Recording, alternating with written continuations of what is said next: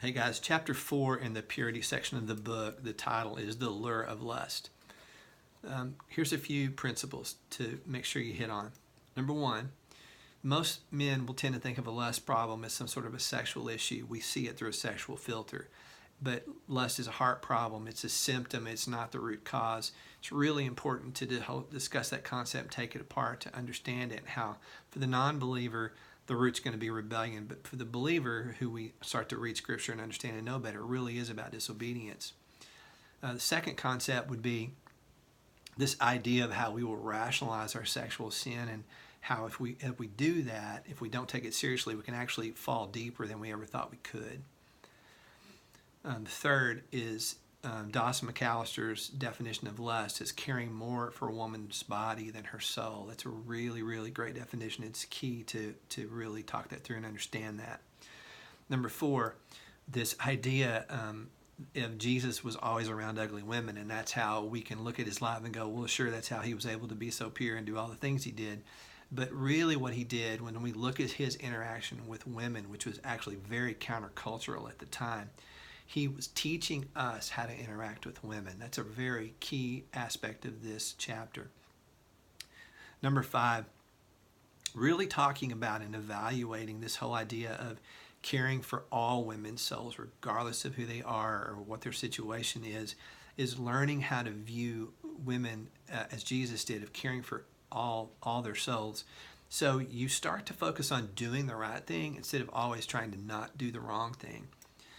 Number six, it's really important for us as guys to make an honest evaluation of how we treat women and also how we may make women feel around us. And sometimes in our groups we may have to be honest. If we know each other well, we see each other in other contexts, to really be honest about that and talk about that.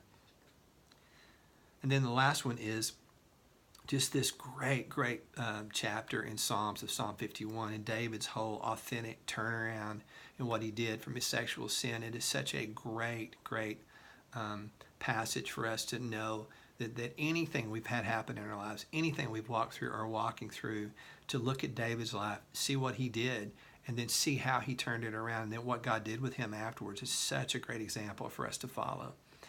Now I'm going to give you the discussion questions for your group.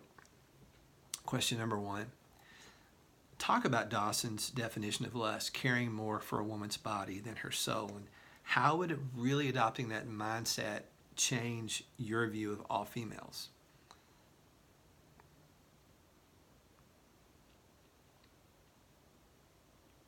Question number two, why do so many men tend to believe that lust is a problem that they can't overcome, even with Jesus' help? Why is this so difficult for so many guys?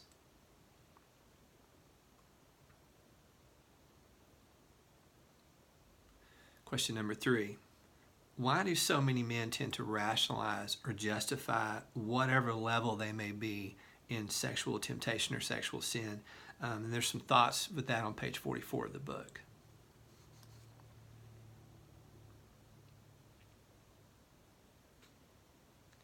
Question number four, talk about the assumption presented on page 45 of the book where Jesus was never around any attractive women. He was always around ugly women. Talk about that concept and really be honest about that.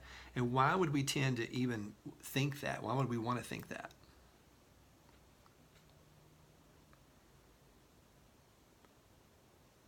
Question number five, how can you help each other learn to care for all women's souls?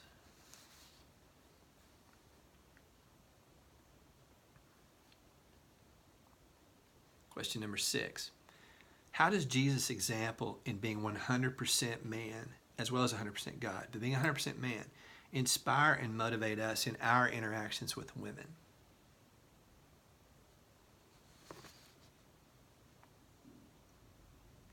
Question number seven, do you think there are any women in your life that you have made feel uncomfortable with how you speak, with how you act, or what you do around them?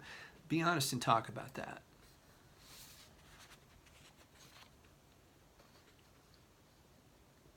Question number eight, are there principles and ethics you have in place in your life to protect yourself, to make women feel more respected around you? Share those.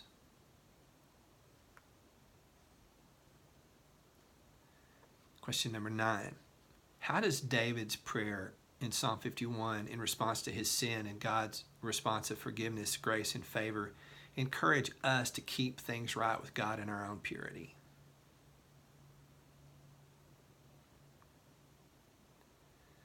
Last question, number 10. Discuss specific ways that you can pray for one another in the area of personal purity, and then pray those prayers for one another and keep praying those prayers for one another.